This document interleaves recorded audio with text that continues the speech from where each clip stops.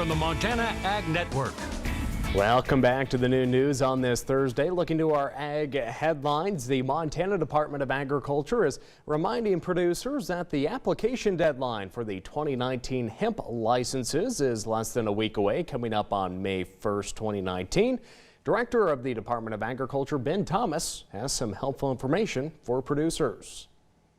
There were some big changes in the 2018 Farm Bill that was signed into law last December. What that bill did do was remove hemp from the list of controlled substances, but it does require for those states who want to allow the production of hemp, hemp can only be grown under an improved state plan, and that state plan has certain requirements. So in other words, to grow hemp, you have to do so under a license from the Montana Department of Agriculture at this time. The department will be issuing hemp grower licenses in 2 progressive stages. The first step is to get a conditional license, and this is what you need in order to purchase and perhaps import seed from outside of the country. Once that's done, there's a second step, and that's to get a full license.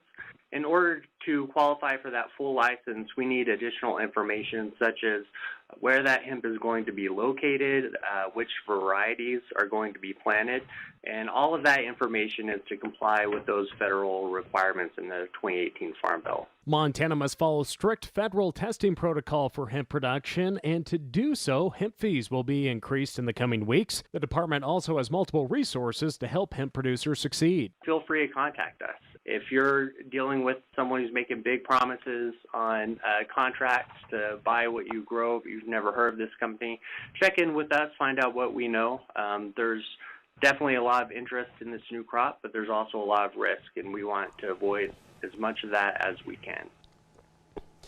Again, the deadline to file for the 2019 hemp licenses in Montana is next Wednesday, May 1st. Visit agr.mt.gov/hemp for more information.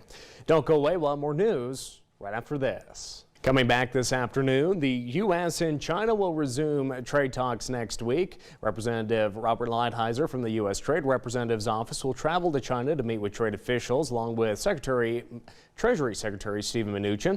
Next week's discussions will cover intellectual property, forced technology transfers, non-tariff barriers, and of course, agriculture.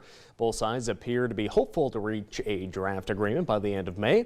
The negotiations, which stem from the tit-for-tat trade war from last year, hope to bring tariffs to an end for U.S. agriculture. However, the ongoing African swine fever outbreak in China, which is forcing a more than 20% drop in China's hog production, will also reduce demand for soybeans and feed products, which is a top ag export for the U.S. But if the two sides can't reach a favorable agreement, the U.S. could be in a position to provide additional pork, chicken, and beef to China. In other news, your BLT may be going up in price. Tariffs are threatening to hike tomato prices between 40 and 85% if the U.S. withdraws from the tomato suspension agreement on May 7th, and that applies duties on Mexican tomatoes.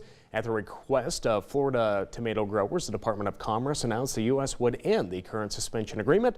By doing so, the U.S. would resume an anti-dumping investigation against Mexico. So we may see those tomatoes increase in the grocery stores. That'll do it for today. We'll send it back over to the news desk.